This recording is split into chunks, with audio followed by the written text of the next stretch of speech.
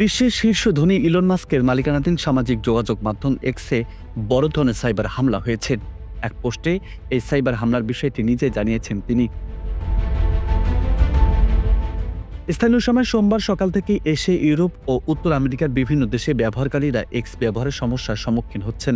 অনেকেই তাদের আইডিতে প্রবেশ করতেও পারছেন না।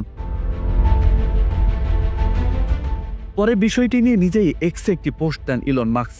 তিনি লিখেছেন, এক্সে বড় ধরনের সাইবার হামলা হয়েছে, তবে এই সমস্যার মধ্যে কখনো কখনো এক্সে প্রবেশ করা যাচ্ছিল। ইলন মাস্ক এটিকে সাইবার হামলা দাবি করলেও তিনি কোনো প্রমাণ দেখাতে পারেননি। যুক্তরাষ্ট্রের প্রেসিডেন্ট নির্বাচনের আগে গত বছর ডোনাল্ড ট্রাম্পের সাক্ষাৎকার নেওয়ার সময় এই ধরনের সমস্যা হয়েছিল এক্সে। প্রযুক্তিগত সমস্যার কারণে সাক্ষাৎকারটি নির্ধারিত সময়ের চেয়ে 40 মিনিট পরে শুরু হয়। এর কারণ হিসেবে সাইবার আক্রমণকে দায়ী করেছিলেন ইলন মাস্ক। এদিকে সাইবার নিরাপত্তা বিশেষজ্ঞরা বলছেন, এক্সের পরিচালন প্রক্রিয়া না দেখে কি ঘটেছে তা বলা কঠিন, তবে সমস্যার স্থায়িত্ব দেখে ধারণা করা হচ্ছে এটি সাইবার হামলা।